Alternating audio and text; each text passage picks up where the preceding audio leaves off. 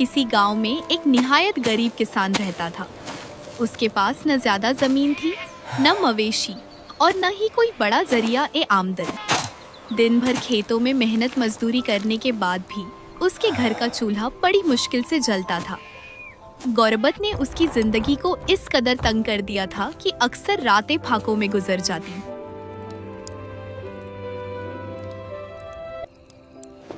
उसकी बीवी साबिर और नेकदिल औरत थी, जो हर हाल में खुदा का शुक्र अदा करती और अपने शौहर को हिम्मत दिलाती रहती।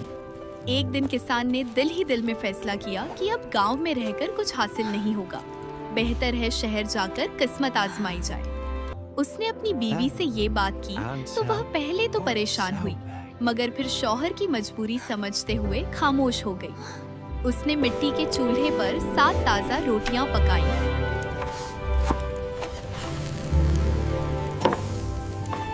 उन्हें एक साफ दस्तरख्वान में बांधा और शौहर को देते हुए दुआ दी, अल्लाह तुम्हें कामयाब करे और हमें इस गुर्बत से निजात दे।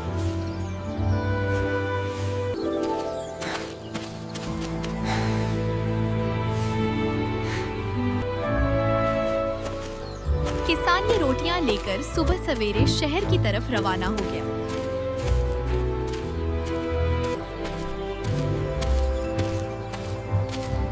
तेज होती गई और वह मीलों तक पैदल चलता रहा। कई घंटों की मुसलसल मसाफत के बाद उसके पांव शल हो गए और बदन पसीने से शराबोर हो गया। इसी दौरान उसे एक वीरान जगह पर एक अंधा कुआं नजर आया। उसने सोचा कि कुछ देर सस्ता लिया जाए ताकि जान में जान आए। वह कुएं के किनारे बैठ गया, कुछ देर आराम किया, मगर थकन के साथ साथ भूख भी सताने लगी।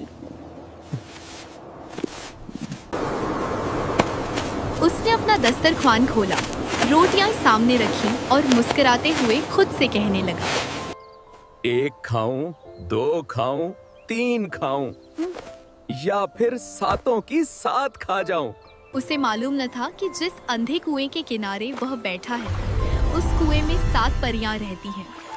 वह सब परियां आपस में बहनें थीं और बरसों से उस कुएं में सुकून से रह रही थीं। जब उन्होंने किसान की बातें सुनी तो घबरा गई। एक परी बोली, ये तो कोई अजीब मखलूक है जो परियां खाने की बात कर रहा है। सब परियां इकट्ठी होकर सलाह करने लगी। आखिरकार ये तय पाया कि सबसे बड़ी परी ऊपर जाकर उससे बात करे, शायद वह किसी तरह मान जाए और उन्हें छोड़ दे। चुनांचे सबसे बड़ी परी कुएं से बाहर आई। जब किसान ने अचानक एक परी को अपने सामने देखा तो पहले तो उसके दिल की धड़कन तेज हो गई और वह खौफजदा हो गया, मगर जब उसने परी की लर्जती हुई आवाज सुनी तो उसके अंदर हिम्मत आ गई। परी ने निहायत आजिज़ी से कहा, ए इंसान, तुम हमसे जो चाहो मांग लो, हम तुम्हें दे देंगी, मगर खुदा के लिए हमें मत खाना। ये सुनकर किसान के दिल में लालच जागा। उसने खुद को मजबूत जाहिर करते हुए कहा, मैं तुम्हें सिर्फ एक शर्त पर छोड़ सकता हूँ कि तुम मुझे ऐसी मुर्गी ला दो जो सोने का अंडा देती हो। परी ने एक लम्हा भी जाया न किया, वह फौरन कुएं में गई।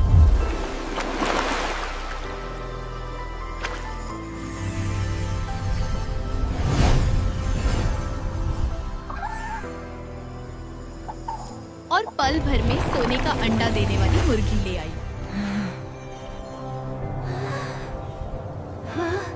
मुर्गी चमकदार सुनहरी रंग की थी, जैसे खालिस सोने से बनी हो। परी ने मुर्गी किसान के हवाले करते हुए कहा, जब तुम उसे अपने सामने रखकर कहोगे, चल मुर्गी अपना कारनामा दिखा, तो ये फौरन सोने का अंडा दे देगी। किसान सोने का अंडा देने वाली मुर्गी पाकर बेहद खुश था। उसका दिल खुशी से बाग-बाग था और वह शुक्र अदा करता हुआ अपने गांव की तरफ रवाना हो गया। चूंकि वह अपने गांव से बहुत दूर आ चुका था, इसलिए चलते चलते शाम ढल गई और आसमान पर अंधेरा छाने लगा। रास्ता सुनसान था और उसके दिल में ये अंदेशा पैदा हुआ कि अगर रात के वक्त किसी लुटेरे या चोर ने उससे मुर्गी छीन ली तो उसकी सारी खुशी खाक में मिल जाएगी। इसी सोच में गुम वह एक करीबी गांव में पहुंचा और वहां एक छोटे से मकान का दरवाजा खटखटाया। उस मकान में एक अकेली बढ़िया रहती थी।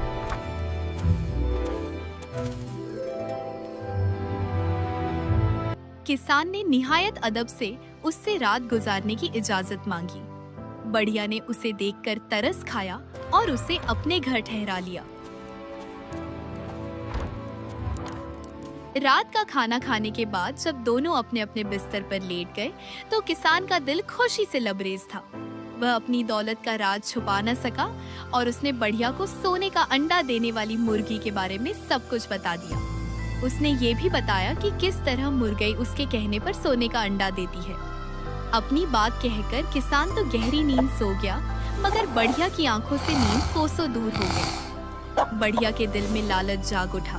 वह सारी रात करवटें बदलती रही। जब उसे यकीन हो गया कि किसान गहरी नींद में है तो वह आहिस्ता से उठी, दबे पांव चलते हुए मुर्गी के पास पहुंची और सोने का अंडा देने वाली मुर्गी को उठाकर छुपा दिया। फिर वह बिल्कुल उसी जैसी एक आम मुर्गी ले आई और उसे उसकी जगह रख दिया ताकि किसान को कोई शक न हो।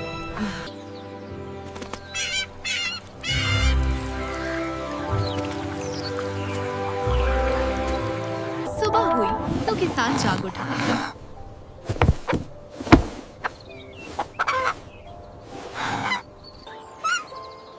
उसने बढ़िया का शुक्रिया अदा किया और मुर्गी को साथ लेकर खुशी खुशी अपने गांव की तरफ चल पड़ा। उसे जरा भी अंदाजा न था कि उसके साथ कैसा बड़ा धोखा हो चुका है।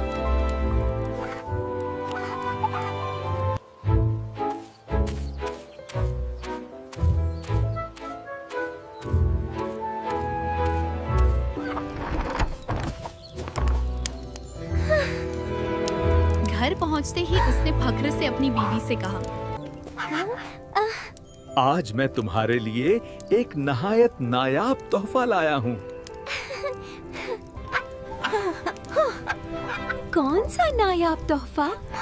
मुझे भी तो दिखाओ। किसान ने मुर्गी को अपने सामने रखा और पूरे यकीन के साथ कहा, चल अपना कारनामा दिखा। मगर वह मुर्गी तो आम थी, उसने कोई सोने का अंडा न दिया। ये देखकर बीवी हंसने लगी और बोली, तुम्हारा तो दिमाग ही खराब हो गया है। भला कभी मुर्गी ने भी सोने के अंडे दिए हैं? किसान ने उसे बहुत समझाया, सारी बातें बताईं, मगर बीवी को यकीन न आया। किसान दिल ही दिल में बहुत परेशान हुआ। अगले दिन वह दोबारा उसी अंधे कुएं के पास जा पहुंचा और ऊंची आवाज में कहने लगा, 1 खाऊं, 2 खाऊं, 3 खाऊं, या सानों की साथ ही खा जाऊं। उसकी आवाज सुनते ही कुएं में रहने वाली परियों को सख्त गुस्सा आया कि वह इंसान फिर आ गया है। सबसे बड़ी परी कुएं से बाहर निकली और सख्त लहजे में बोली, ऐ लालची इंसान, हमने तुम्हें इतना कीमती तोहफा दिया था, मगर तुम्हारी हिर्स खत्म ना हुई और तुम दोबारा यहाँ आ गए हो। तुमने मेरे साथ धोखा किया है।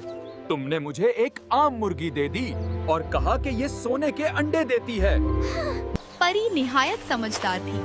उसने फौरन पूछा, क्या तुम रास्ते में किसी के घर रुके थे? किसान ने बढ़िया के घर रात गुजारने का सारा वाकया सुना दिया। ये सुनते ही परी समझ गई कि जरूर उसी बढ़िया ने सोने का अंडा देने वाली मुर्गी चुरा ली है। अब की बार परी ने किसान को एक जादुई छड़ी लाकर दी और कहा, इस छड़ी को लेकर फिर उसी बढ़िया के घर जाओ। अगर वो खुद ही मुर्गी वापस कर दे तो बेहतर, और अगर इनकार करे तो कहना, चुल मेरे डंडे, अपना कमाल दिखा। और जब वो मुर्गी वापस देने पर आमादा हो जाए तो कहना, रुक जा अब डंडे।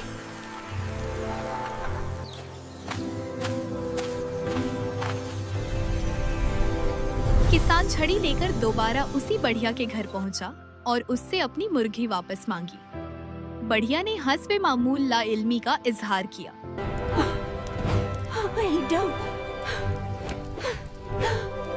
तब किसान ने बुलंद आवाज में कहा, चल मेरे डंडे, अपना कमाल दिखा। ये कहते ही छड़ी बढ़िया पर बरसने लगी। बढ़िया चीखने चिल्लाने लगी, मगर किसान बिल्कुल खामोश रहा और चारपाई पर बैठकर सारा मंजर देखता रहा। आखिरकार बढ़िया कब तक मार बर्दाश्त करती। कुछ ही देर में वह गिड़गिड़ाने लगी और बोली, अपने डंडे को रोक लो, मैं तुम्हारी मुर्गी अभी वापस देती हूँ। ये सुनकर किसान ने फौरन कहा, रुक जा अब डंडे।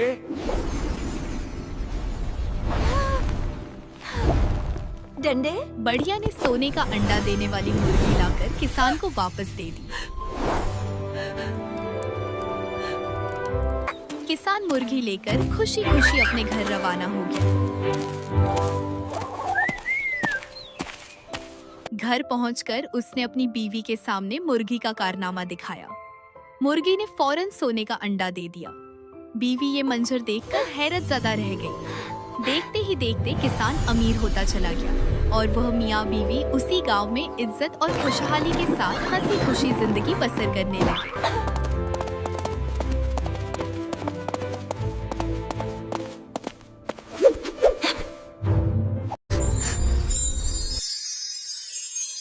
एक जमाने की बात है, एक सल्तनत में एक निहायत रहमदिल बादशाह हुकूमत करता था।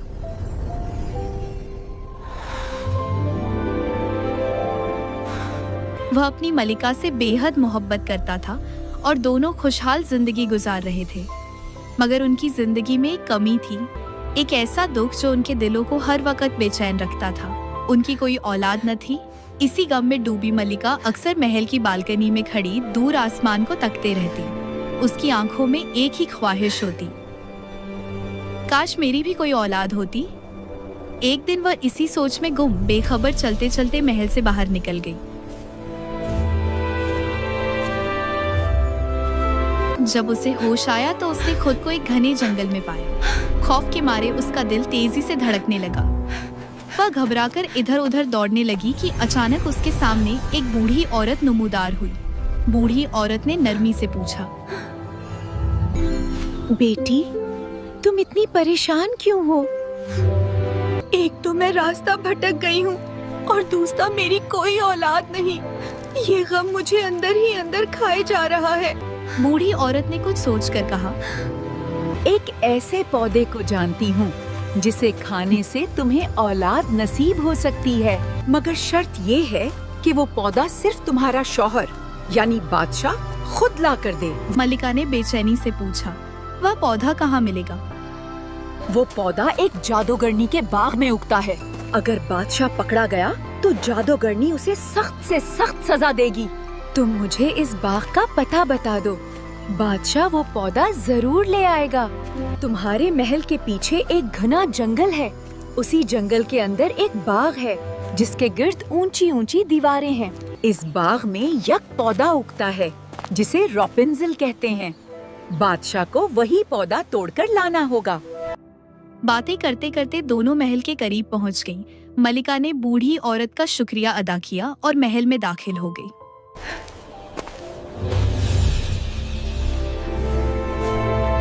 महल पहुंचकर मलिका ने बादशाह को रापुंज़ेल के पौधे के बारे में सब कुछ बता दिया। वह उस पौधे की जिद करने लगी। आहिस्ता आहिस्ता वह जिद इतनी बढ़ गई कि मलिका बीमार पड़ गई। उसने खाना पीना छोड़ दिया और दिन ब दिन कमजोर होती चली गई। बादशाह अपनी महबूब बीवी की यह हालत देख न सका। आखिरकार उसने जादूगरनी के बाग में जाने का फैसला कर लिया। एक रात वह अकेला अपने घोड़े पर सवार हुआ और जंगल की तरफ रवाना हो गया। घने दरख्तों से गुजरता हुआ वह बाग की ऊंची दीवार तक जा पहुंचा। उसने घोड़े से उतरकर दीवार को फलांगा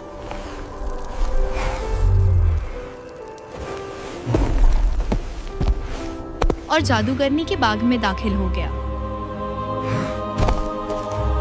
वह बाग निहायत हसीन फूलों और कीमती जड़ी बूटियों से भरा हुआ था, मगर उसके बावजूद कोई भी शख्स वहां जाने की हिम्मत नहीं करता था, क्योंकि यह एक ताकतवर जादूगरनी का बाग था जिससे सब लोग खौफ खाते थे।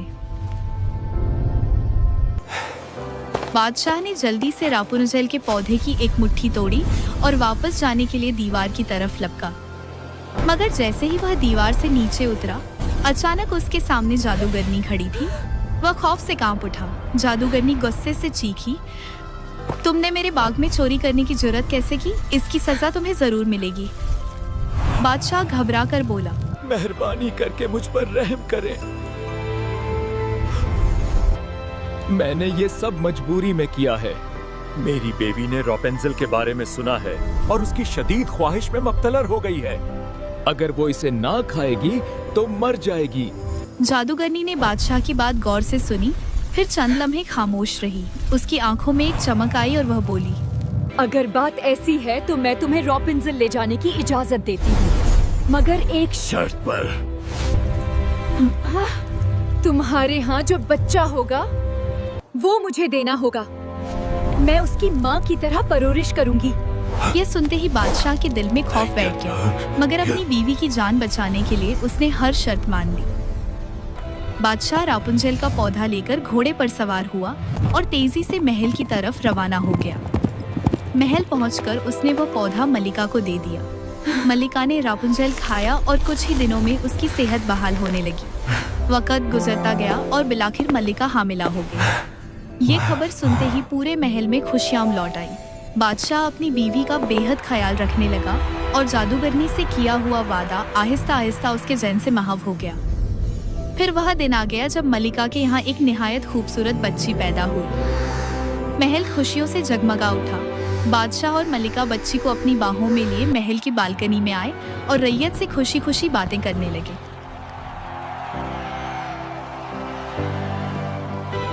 रापुंजेल। बादशाह ने अपनी नन्ही सी शहजादी का नाम रापुंजेल रखा। इसी लम्हे एक ठंडी हवा का झोंका आया और जादूगरनी अचानक नमूदार हो गई। उसे देखते ही बादशाह को अपना वादा याद आ गया। जादूगरनी मकरूह हंसी हंसी और बोली, अब तुम्हारा वादा पूरा करने का पक आ गया है। दिल पर पत्थर रखकर बादशाह और मल्लिका ने अपनी प्यारी बेटी रापुंजेल जादूगरनी के हवाले कर दी। जादूगरनी रापुंजेल को लेकर पलक झपकते ही गायब हो गई।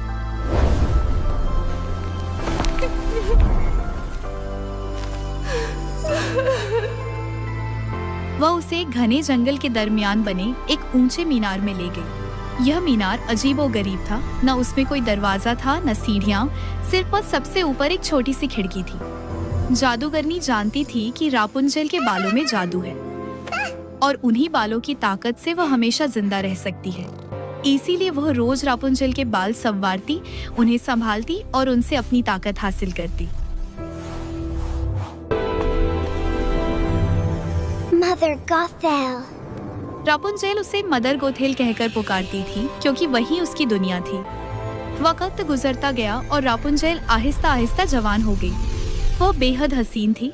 उसके बाल सोने की तरह चमकते और जमीन को छूते थे। जब मदर गोथेल को मीनार में दाखिल होना होता तो वह नीचे खड़ी होकर पुकारती, रापुंज़ेल, रापुंज़ेल, अपने बाल नीचे गिरा दो। रापुंजेल अपने गुंदे हुए बाल खोलती, उन्हें खिड़की के कुंडे से बांधती और नीचे लटका देती। उसके बाल इतने लंबे और मजबूत होते कि मदर गोथेल उन्हीं के सहारे ऊपर चढ़ जाती। यूं रापुंजेल की जिंदगी इसी मीनार में गुजरने लगी। वह दिन भर खिड़की से बाहर झांकती, नीले आसमान, सब्ज दरख्तों और दूर की दुनिया को देखती। वह इन मनाजिर को अपने दिल में बसा लेती और फिर तस्वीरों की शक्ल में मीनार की दीवारों पर बना लेती। हर साल रापुंजेल की सालगिरह के दिन बादशाह और मलिका अपने महल से सैकड़ों हवाई चरागा आसमान में छोड़ते। वह उम्मीद करते थे कि शायद कहीं उनकी खोई हुई बेटी ये चराग देख ले और एक दिन वापस आ जाए। मीनार की खिड़की में खड़ी रापुंजेल ये रोशन चरागा आसमान में उड़ते देखती और हैरत से मदर गोथेल से पूछती, मदर गोथेल, क्या मैं कभी बाहर जा सकती हूँ? ये रोशनियाँ मुझे अपनी तरफ बुलाती हैं। ये सुनते ही मदर गोथेल का चेहरा सख्त हो जाता। वह गुस्से में बगैर कुछ कहे मीनार से नीचे उतर जाती और रापुंजेल एक बार फिर अपनी तन्हाई के साथ रह जाती। कई साल गुजर चुके थे। एक दिन एक नौजवान शहजादा घोड़े पर सवार घने जंगल से गुजर रहा था। शाम का वक्त था। सूरज आहिस्ता आहिस्ता दरख्तों के पीछे छुप रहा था और फजा में अजीब सी खामोशी छाई हुई थी। अचानक उसके कानों में एक निहायत मीठी और दिल को छू लेने वाली आवाज पड़ी। वह वहीं रुक गया। ये आवाज किसी गहरे दुख और किसी हसीन ख्वाब की तरह थी। शहजादा दम साधे सुनता रहा। ये रापुंजेल थी जो अपने ऊंचे मीनार में तन्हा खड़ी दिल का बोझ हल्का करने के लिए गीत गा रही थी। Beyond these walls, beyond the sky, I wonder how the world goes by. Do stars feel close when dreams are near? Is freedom warm or filled with fear? I sing to clouds, I sing to air, hoping someday someone will care. If love can hear my quiet tune, find me before the fading moon. उसकी आवाज में ऐसी कशिश थी कि शहजादे का दिल बेइख्तियार खिंचता चला गया। शहजादे ने मीनार के गिर्द घूमकर देखा, कोई दरवाजा तलाश किया, कोई रास्ता ढूंढा, मगर मीनार बिल्कुल बंद था। न कोई सीढ़ी थी और न कोई दर। आखिरकार वह वापस लौट गया, मगर रापुंजल की आवाज उसके दिल में घर कर चुकी थी। अगले दिन वह दोबारा जंगल में आया, मगर इस बार एक दरख्त के पीछे छिपकर खड़ा हो गया। थोड़ी ही देर में उसने देखा कि एक बूढ़ी औरत मीनार के पास आई और बुलंद आवाज में पुकारा, रैपुंज़ल, रैपुंज़ल, अपने बाल नीचे गिरा दो। चंद लम्हों बाद सुनहरे लंबे बाल नीचे लटक आए और वह बूढ़ी औरत उन्हीं बालों के सहारे मीनार पर चढ़ गई। शहजादा यह मंजर देखकर हैरान रह गया। उसके दिल में ख्याल आया कि अगर यही रास्ता है तो वह भी अपनी किस्मत आजमा सकता है। अगली शाम जब अंधेरा फैलने लगा, शहजादा मीनार के नीचे आकर बोला, रापुंज़ल, रापुंज़ल, अपने बाल नीचे गिरा दो। बाल फौरन नीचे आ गए और शहजादा ऊपर चढ़ गया। रापुंज़ल एक अजनबी मर्द को देखकर घबरा गई, क्योंकि उसने आज तक किसी गैर मर्द को नहीं देखा था। मगर शहजादे की बातों में नरमी थी, लहजे में सच्चाई थी। उसने बताया कि रापुंज़ल की आवाज ने उसके दिल को बेचैन कर दिया था और वह उसे देखे बिना चैन न पा सका। रफ्ता रफ्ता रापुंज़ल का डर जाता रहा। वह बातें करने लगी, हंसने लगी और फिर रोज मिलने लगी।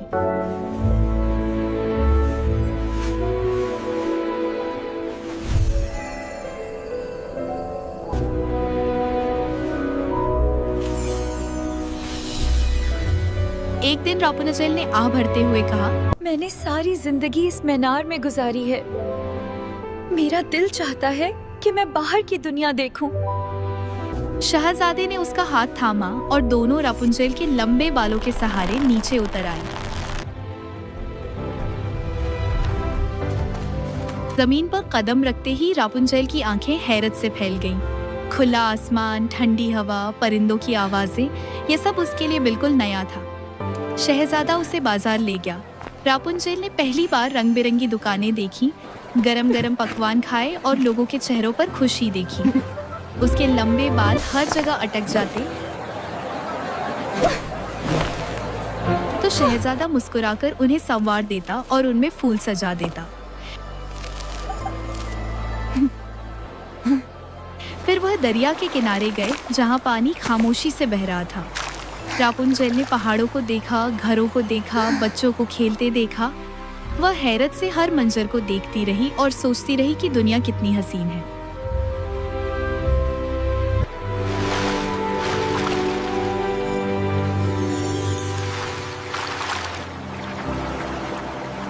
इसी रात रापुंज़ल की सालगिरह थी। अचानक आसमान में बेशुमार हवाई चरागा रोशन होने लगे। ये चरागा बादशाह और मल्लिका अपने महल से हर साल छोड़ते थे, इस उम्मीद में कि शायद उनकी खोई हुई बेटी इन्हें देख ले। रापुंज़ल उन्हें देखकर ठठक गई। उसके दिल में धुंधली सी याद जागी, मगर वह याद पूरी तरह समझ न सकी। इतने में उसे ख्याल आया कि मदर गोथेल के आने का वक्त करीब है। वह घबराकर शहजादे से बोली, मुझे वापस ले चलो। अगर वो आ गई तो सब कुछ खत्म हो जाएगा। वह दोनों वापस मीनार पहुंचे। रापुंज़ल दोबारा ऊपर चढ़ गई और शहजादा खामोश दिल के साथ वापस लौट गया। मीनार की खिड़की में खड़ी रापुंज़ल देर तक आसमान में उड़ते चरागों को देखती रही। और उसके दिल में एक अनकही ख्वाहिश जागती रही, आजादी की ख्वाहिश। अगली सुबह जब मदर गोथेल हस्बे मामूल मीनार के पास आई तो उसने नीचे खड़े होकर आवाज दी।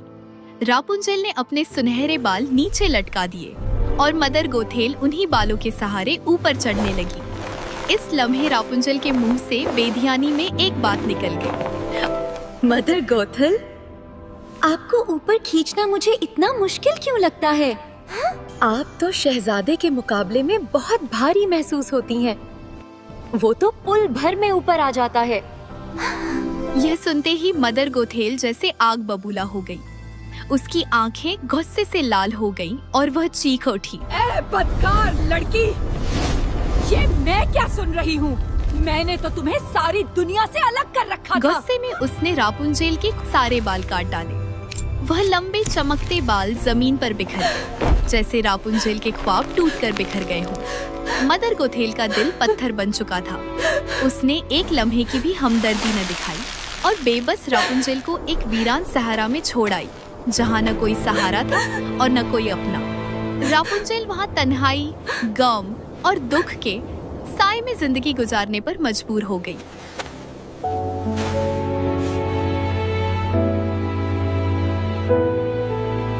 इसी दिन शाम के वक्त मदर गोथेल ने रापुंजेल के कटे हुए बाल मीनार की खिड़की के कुंडे से बांध दिए। थोड़ी देर बाद शहजादा आया और हस्बे मामूल पुकारा। रॉपेंजल, रॉपेंजल, अपने बॉल नीचे गिरा दो। बाल नीचे लटक आए। शहजादा ऊपर चढ़ा, मगर वहाँ उसकी प्यारी रापुंजेल के बजाय मदर गोथेल खड़ी थी। वह उसे जहरीली और शैतानी नजरों से घूर रही थी। वह तंजिया अंदाज में हंसी और बोली, तुम अपनी महबूबा को लेने आए हो? मगर वो हसीन परिंदा अब इस घोंसले में नहीं रहा। बिल्ली उसे ले उड़ी है और तुम इसे कभी दोबारा नहीं देख सकोगे। यह कहते ही उसने जादू किया। एक तेज रोशनी चमकी और शहजादे की आंखों के सामने अंधेरा छा गया। वह बिनाई से महरूम हो गया और मदर गोथेल ने उसे मीनार से नीचे धकेल दिया। हालांकि वह गिरकर जख्मी हुआ, मगर उसकी जान बच गई। अब वह एक अंधा शहजादा था जो जंगलों में भटकता फिरता रहा। वह दिन रात अपनी खोई हुई मोहब्बत को याद करता, आहें भरता और आंसू बहाता रहा।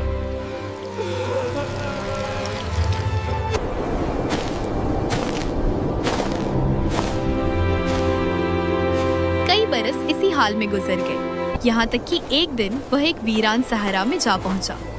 वहाँ उसे एक उदास सी आवाज सुनाई दी जो किसी गहरे दुख में डूबी हुई थी। ये आवाज उसके दिल को पहचानी पहचानी सी लगी। वह आवाज की तरफ बढ़ा। जब वह करीब पहुंचा तो रापुंजेल ने उसे पहचान लिया। वह दौड़कर उसके गले लग गई और झारों कतार रोने लगी। उसके आंसू शहजादे की आंखों पर गिरे और माजीनुसार उसकी बिनाई लौट आई। वह दोबारा पहले की तरह देखने लगा। शहजादे ने रापुंजेल को बताया कि वह दरअसल एक शहजादी है और उसके माँ बाप आज भी उसे याद करके आंसू बहाते हैं। वह रापुंजेल को अपने साथ उसके माता पिता के महल ले गया।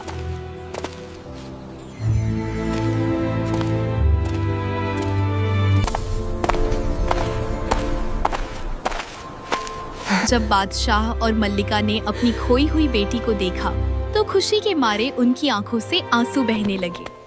वे रापुंजेल से लिपट गए और देर तक रोते रहे। रापुंजेल के बाल सिर्फ खूबसूरती नहीं थे, बल्कि उनमें एक खास जादुई ताकत भी छुपी हुई थी। उन्हीं बालों की बदौलत मदर गोथेल बरसों तक जवान, ताकतवर और तंदुरुस्त रही थी। मगर जिस दिन उसने गुस्से में आकर वह सुनहरे बाल काट डाले, उसी दिन इस ताकत का खत्म हो गया। वक्त के साथ साथ मदर गोथेल की ताकत कम होने लगी। उसका चेहरा मुरझा गया, उसकी आंखों की चमक मंद पड़ गई और उसके कदम लड़खड़ाने लगे। वह आहिस्ता आहिस्ता कमजोर और बूढ़ी होती चली गई। जिस जादू पर वह हमेशा नाज करती थी, वह अब उसके किसी काम न आया। वह अकेली उसी मीनार में रह गई जहाँ कभी रापुंजेल को कैद रखा गया था। दिन रात वह अपने के पर पछताती रही, मगर अब बहुत देर हो चुकी थी। न कोई उसकी आवाज सुनने वाला था और न कोई सहारा देने वाला। आखिरकार एक अंधेरी रात उसी सर्द और वीरान मीनार में मदर गोथेल की जिंदगी खत्म हो गई। जिस मीनार को उसने कैद खाना बनाया था, वही उसकी आखिरी आरामगाह बन गई। यूं बुराई अपने अंजाम को पहुंची और मोहब्बत, सब्र और सच्चाई ने हमेशा की तरह फतह पाई। कुछ ही अरसे बाद शहजादा और रापुंजल शादी के बंधन में बंध गए। उसके बाद उन्होंने अपनी जिंदगी खुशी, मोहब्बत और सुकून के साथ गुजारी और उनके दुख भरे दिन हमेशा के लिए खत्म हो गए।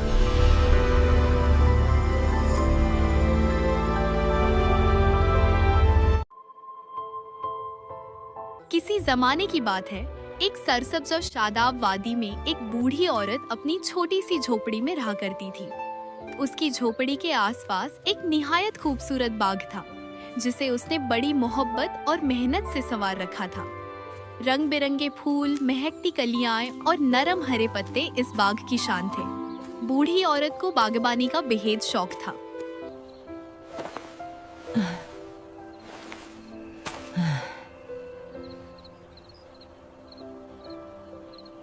वह अक्सर दिन के वक्त बाग में बैठी रहती और फूलों की तस्वीरें बनाती रहती। रंगों से खेलना, कलियों की शक्लें उतारना और खुशबुओं को कागज पर कैद करना ही उसकी जिंदगी की खुशी थी। मगर इन सब के बावजूद वह अकेली थी। उसकी जिंदगी में खामोशी बहुत थी और दिल में एक अधूरापन। एक शाम जब सूरज ढलने लगा और हवा में ठंडक उतर आई, अचानक उसके दरवाजे पर दस्तक हुई। बूढ़ी औरत चौंक उठी। उसने दरवाजा खोला तो एक अजनबी औरत सामने खड़ी थी। उसके चेहरे पर थकान थी और आवाज में कमजोरी। अजनबी औरत ने आहिस्ता से कहा, माँ जी, मैं बहुत प्यासी हूँ। क्या मुझे पीने के लिए थोड़ा सा पानी मिल सकता है? आओ बेटी, झोंपड़ी के अंदर आ जाओ। बूढ़ी औरत ने शफकत से मुस्कुराकर कहा। बूढ़ी औरत ने उसे ठंडा पानी पिलाया और खाने के लिए भी रोक लिया। रात को दोनों ने साथ बैठकर खाना खाया, बातें की और यूं अजनबियत आहिस्ता आहिस्ता मिट गई। जब रात गहरी हो गई और चिराग की लौ हल्की सी लड़जने लगी, तब अचानक उस अजनबी औरत का रूप बदलने लगा। उसके आसपास रोशनी फैल गई और लम्हों में वह एक खूबसूरत परी में तब्दील हो गई। बूढ़ी औरत हैरत से खड़ी रह गई। परी ने नरमी से कहा, एह नेक दिल औरत, तुमने मुझे पानी पिलाया, खाना खिलाया और मोहब्बत दी, इसलिए मैं तुम्हें इनाम देना चाहती हूँ। जो मांगोगी वही पाओगी। बूढ़ी औरत की आंखों में आंसू आ गए। अगर मेरी कोई बेटी होती तो ये झोपड़ी भी आबाद हो जाती। परी मुस्कुराई। उसने अपनी हथेली खोली। इस बीज को अपने बाग में बो देना, तुम्हारी ख्वाहिश जरूर पूरी होगी। यह कहकर परी गायब हो गई। अगली सुबह बूढ़ी औरत ने वह बीज अपने बाग में बो दिया। दिन गुजरते गए और देखते ही देखते वहाँ एक नाजुक सा पौधा उगाया। फिर उस पर एक निहायत खूबसूरत फूल खिला। जब वह फूल पूरी तरह खुला तो बूढ़ी औरत की आंखें हैरत से फैल गईं। इस फूल के अंदर एक नन्ही सी निहायत हसीन लड़की बैठी हुई थी। बूढ़ी औरत ने मोहब्बत से हाथ बढ़ाया, नरमी से उसे अपनी हथेली पर बैठाया और कहा, तुम तो मेरे अंगूठे जितनी हो, इसलिए आज से तुम्हारा नाम थम्बलीना होगा। यूं बूढ़ी औरत की तन्हाई हमेशा के लिए मिट गई, क्योंकि अब उसकी जिंदगी में थम्बलीना की मासूम हंसी और नन्हे कदमों की आहट बसने लगी थी। वह नन्ही सी बच्ची उस झोपड़ी की रूह बन चुकी थी और बूढ़ी औरत का दिल अब पहले से कहीं ज्यादा जिंदा महसूस होता था। बूढ़ी औरत ने थम्बलीना के लिए बड़े प्यार से एक बिस्तर तैयार किया। उसने एक अखरोट के खोल को खूब चमकाया, फिर उसके अंदर नीले बनफशे के नरम और खुशबूदार पत्ते बिछाए जो गद्दे का काम देते थे। ऊपर उसने गुलाब की एक नाजुक पंखड़ी रख दी जो लिफाफ बन गई। यूं थम्बलीना के लिए एक ऐसा आरामदाह बिस्तर तैयार हुआ जिसमें वह हर रात सुकून से सोया करती।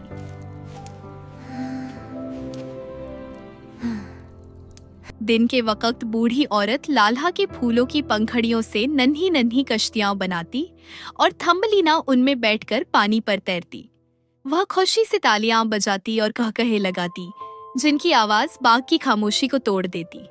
रात को सोने से पहले बूढ़ी औरत उसे परियों, जगनुओं और जादुई बाघों की प्यारी प्यारी कहानियां सुनाती और थम्बलीना उन्हीं कहानियों के सहारे मीठी नींद सो जाती। एक ऐसी ही खामोश रात थी। चांदनी हल्के हल्के झोपड़ी पर उतर रही थी और बाग में हर तरफ सन्नाटा था।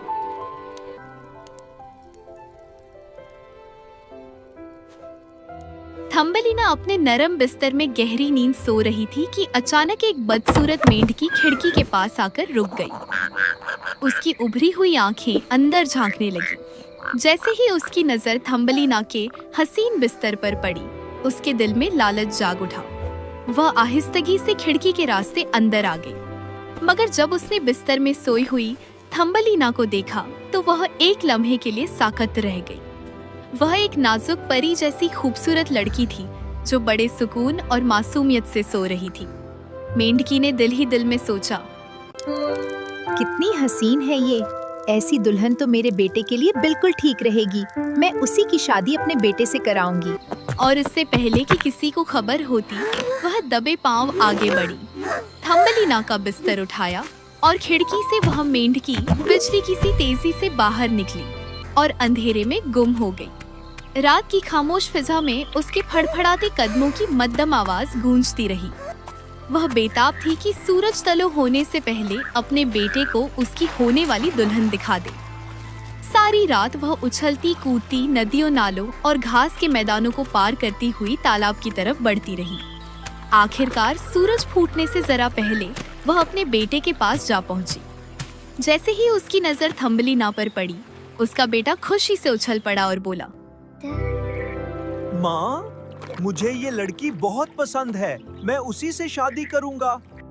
हम उसे तालाब के बीच आगे हुए वाटर लिली के एक बड़े पत्ते पर रख देंगे, जहाँ से ये ना भाग सके। हाँ, वो वहाँ मुकम्मल तौर पर महफूज रहेगी। और तब तक हम दलदल के नीचे वो शानदार कमरा तैयार करेंगे जहाँ तुम शादी के बाद रहोगे। यह कहकर उसने बड़ी एहतियात से थम्बलीना के बिस्तर को उठाया और तालाब के ठीक बीच एक वाटर लिली के चौड़े पत्ते पर रख दिया। फिर माँ बेटा जल्दी जल्दी वहाँ से रवाना हो गए ताकि रात होने से पहले अपने घर का बंदोबस्त मुकम्मल कर सके। कुछ ही देर बाद थम्बलीना की आँख खुली। ठंडी हवा ने उसके चेहरे को छुआ तो वह चौंक उठी। उसने घबराकर चारों तरफ देखा। चारों तरफ पानी ही पानी था। सिसकती हुई आवाज में वह बोली, मैं कहाँ आ गई हूँ? कोई है जो मेरी मदद करे? वह तालाब के बीचों बीच कैद हो चुकी थी। आंसू उसकी बड़ी बड़ी आंखों से बहने लगे। बराए कराम, कोई तो मुझे यहाँ से निकाल लो। उसकी मासूम फरियाद तालाब की गहराइयों तक जा पहुंची। पानी के अंदर हलचल मच गई। नन्ही नन्ही मछलियां इकट्ठी हो गई। उन्हें इस नन्ही सी बच्ची पर बेहद तरस आ गया। उन्होंने एक दूसरे की तरफ देखा और फिर मिलकर वाटर लिली की मजबूत जड़ें कतर डाले। आहिस्ता आहिस्ता पत्ता आजाद हो गया और पानी की सतह पर तैरने लगा। पत्ता हल्के हल्के हिलने लगा और थम्बली ना किनारे की तरफ बढ़ने लगी। उसके दिल में उम्मीद की एक किरण जाग उठी।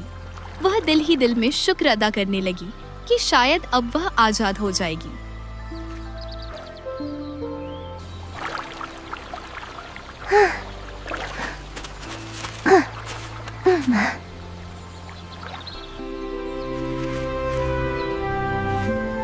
अभी थम्बलीना दिल ही दिल में शुक्र अदा ही कर रही थी कि अचानक फिजा में जोरदार भनभनाहट गूंज उठी। एक बड़ा सा भौरा तेजी से नीचे आया और उससे पहले कि थम्बलीना कुछ समझ पाती, वह उसे उठाकर फिजा में ले उड़ गई।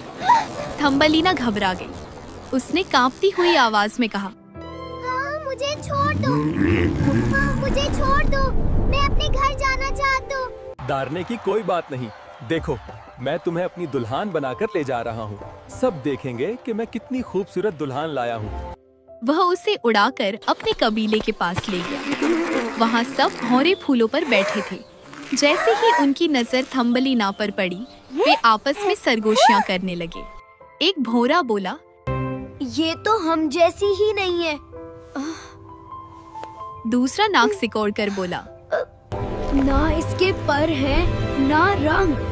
ये कैसी अजीब मखलूक है। तीसरा हंसते हुए बोला, हमरे खानदान में ऐसी बदसूरत दुल्हन नहीं चल सकती।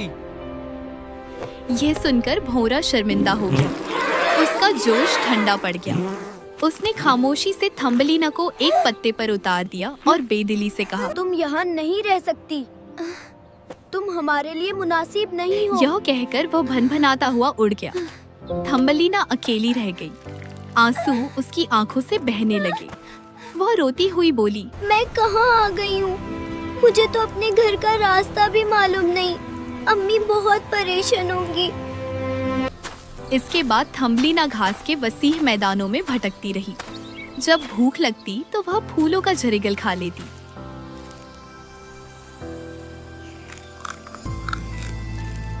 और जब प्यास सताती तो पत्तों पर जमी शबनम के कतरे पीकर गुजारा कर लेती। दिन गुजरते गए मगर नन्ही थम्बलीना सब्र और उम्मीद के सहारे आगे बढ़ती रही। दिन गुजरते गए और मौसम बदलने लगा। हवा में ठंडक बढ़ने लगी, पत्ते जर्द होने लगे और रातें पहले से कहीं ज्यादा सर्द हो गई। नन्ही थम्बलीना चलती रही, कभी घास के मैदानों में, कभी झाड़ियों के बीच और कभी सूखे पत्तों के ढेर के पास पनाह ढूंढती।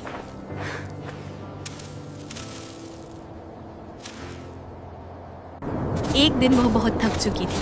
उसके नन्हे कदम कांप रहे थे और होंठ ठंड से नीले पड़ने लगे थे। चलते चलते उसे दूर एक छोटी सी झोपड़ी दिखाई दी। वह आहिस्ता आहिस्ता उस झोपड़ी के करीब गई। शायद यहाँ कोई रहता हो। अचानक दरवाजा खुला और एक चूहिया बाहर निकली। उसने थम्बलीना को देखा तो हैरान रह गई। नरमी से बोली, अरे नहीं बच्ची, इतने सर्द मौसम में तुम यहाँ अकेली क्या कर रही हो? अंदर आ जाओ, बाहर बहुत ठंड है। मैं भटक गई हूँ, मुझे कोई पनाह नहीं मिल रही थी।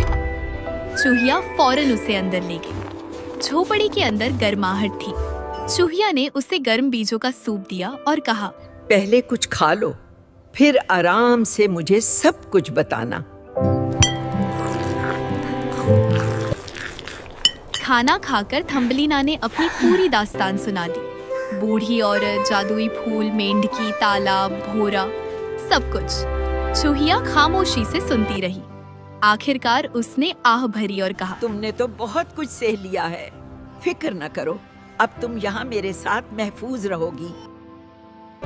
क्या मैं वाकई यहाँ रह सकती हूँ? चूहिया मुस्कुराकर बोली, हाँ बिल्कुल, बस सर्दियों में घर के कामों में मेरा हाथ बताना। यूं थम्बलीना इस झोपड़ी में रहने लगी। वह चूहिया के लिए गाने गाती,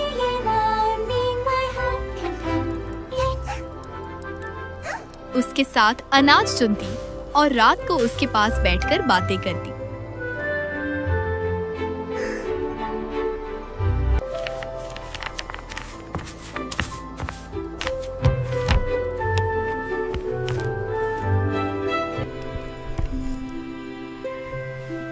मगर तकदीर ने अभी उसके लिए और भी इम्तिहान रख छोड़े थे।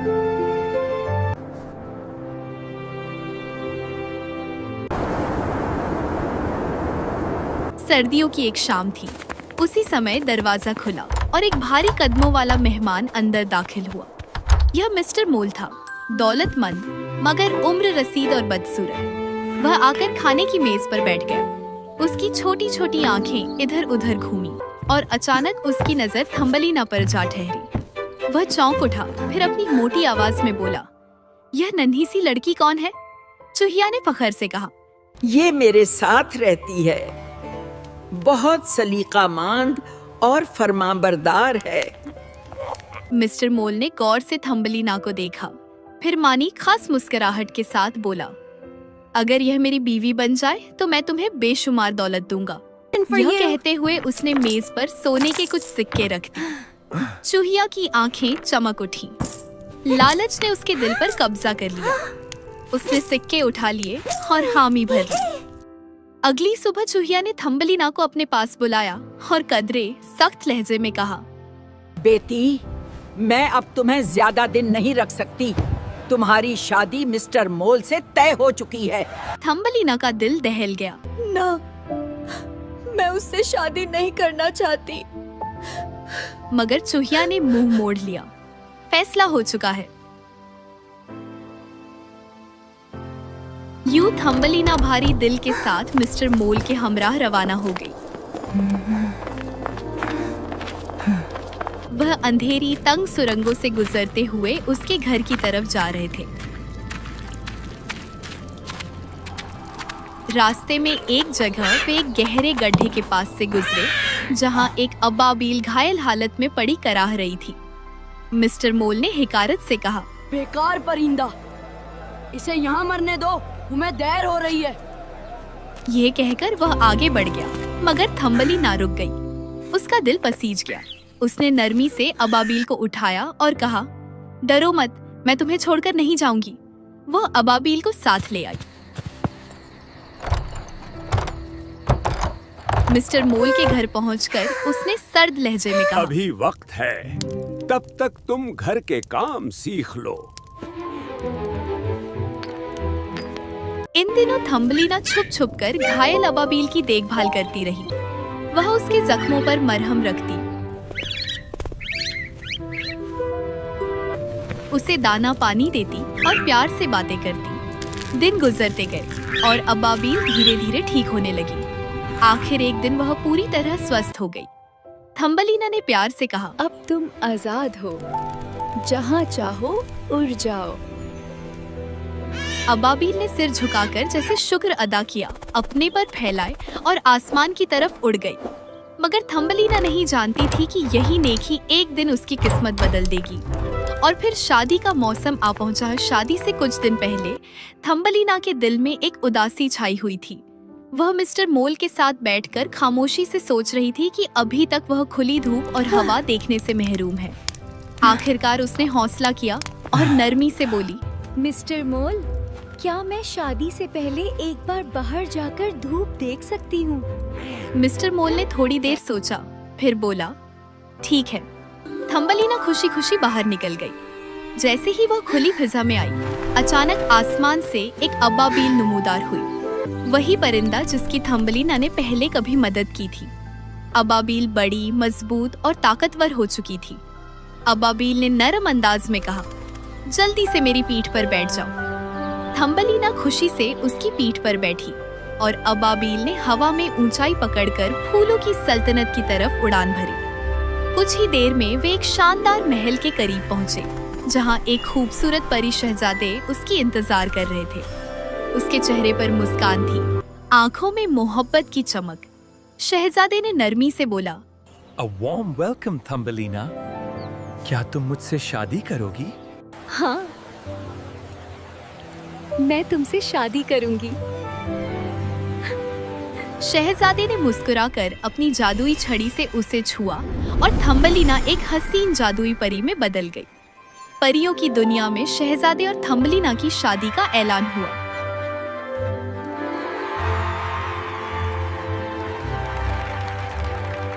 शाही बग्घी में शादी का संदेश बूढ़ी औरत को भी भेजा गया। बूढ़ी औरत ने जब संदेश पढ़ा तो शाही बग्घी में बैठकर फूलों की दुनिया में आई। इस तरह थम्बलीना और शहजादे की शादी हो गई।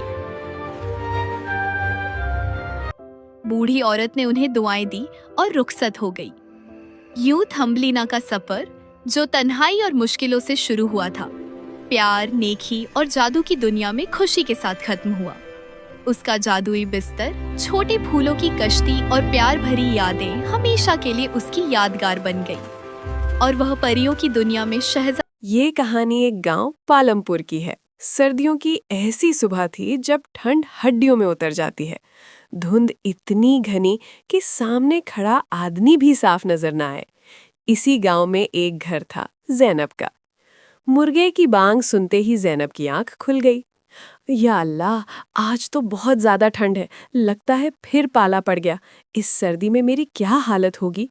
वो कांपती हुई बावर्ची खाने की तरफ बढ़ती है, जहां मिट्टी का चूल्हा, लकड़ियां और एक कोने में लटकी लोहे की कढ़ाई जैसे उसका इंतजार कर रही हों। ये सब मुझे ऐसे देख रहे हैं जैसे कह रहे हों कि आओ काम शुरू करो। न जाने अल्लाह ने ये पेट क्यों बनाया। अगर भूख न लगती तो इस ठंड में काम भी ना करना पड़ता। इतने में अंदर से उसकी सास अम्मा रशीदा की आवाज आती है। ज़ैनब, उठ गई क्या? आज तो बड़ी सर्दी है, कोई देसी नाश्ता बना दे जिसमें गर्मी आ जाएगी। जी अम्मा, आज बाजरे की रोटी, सरसों का साग और गुड़ वाली चाय बनाऊंगी। वाह वाह, नाम लेते ही मुंह में पानी आ गया। और हाँ, लहसुन अदरक की चटनी भी बना देना। सर्दियों में देसी नाश्ता ना किया तो क्या किया। ज़ैनब चूल्हे में आग जलाती है, लकड़ियां चटकने लगती है, जैसे उसकी जमी हुई उंगलियों को सुकून मिल रहा हो। ठंडे पानी से आटा गूंथते हुए वो कांप जाती है। हाय अल्लाह, पानी तो बिजली की तरह लग रहा है। इसी वक्त उसका बेटा इमरान दौड़ता हुआ आता है। अम्मी, आज स्कूल ना भेजो, बहुत ठंड है। अरे नाश्ता कर ले, सारी ठंड भाग जाएगी। साग पकने लगता है। लहसुन, हरी मिर्च और मकई का आटा डालते ही पूरे घर में खुशबू फैल जाती है। कुछ देर बाद उसका शौहर सलीम खेतों से वापस आता है। लगता है आज देसी दावत है। जी, सर्दियों में पेट भी गर्मी मांगता है। सब मिलकर नाश्ता करते हैं। बाहर बर्फ पड़ रही होती है। इसी दौरान पड़ोसन खाला जहरा आग सेकने के बहाने आती है और पेट भर कर रोटियां खा जाती है। सब हंस पड़ते हैं। कुछ देर बाद ज़ैनब पानी लेने जाती है। बर्फ में फिसलकर नदी में गिर जाती है। गांव वाले समझ लेते हैं कि वो मर गई। 1 साल गुजर जाता है। सलीम एक फैक्ट्री में मजदूरी करता है। एक दिन उसका दोस्त शाहिद टिफिन खोलता है। आओ साथ खाते हैं। जैसे ही सलीम निवाला लेता है, चौंक जाता है। ये नाश्ता किसने बनाया? मेरी बहन ने, जो 1 साल पहले नदी के किनारे बेहोश मिली थी, याददाश्त खो चुकी थी। सलीम तस्वीर दिखाता है। ये मेरी बीवी है। सच सामने आ जाता है। ज़ैनब को सब याद आ जाता है और वो अपने घर वापस लौट आती है। सर्दियों ने उन्हें जुदा किया था, सर्दियों ने ही मिला दिया। अब कहानी आती है सुरैया की, जो अपने बेटे अहमद की शादी गांव की लड़की आयशा से कराती है। आयशा शहर के बड़े जदीद घर को देखकर हैरान हो जाती है, मगर रसोई में मशीनें देखकर घबरा जाती है। अम्मी, मुझे ये सब मशीनें चलाना नहीं आती। सुरैया मुस्कुराकर कहती है, बेटी, ये रसोई अब तुम्हारी है, अपने हिसाब से सजा लो। आयशा मिट्टी का चूल्हा बना देती है। धुआं फैल जाता है। घर वाले परेशान हो जाते हैं। फिर सब समझदारी से दरमियानी रास्ता निकालते हैं। सिलबट्टा, मिट्टी का तवा, लेकिन गैस का चूल्हा भी, देसी भी, जदीद भी। आखिर में सुरैया कहती है, बेटी, तुमने शहर के घर में गांव की खुशबू बसा दी। सब हंस पड़ते हैं।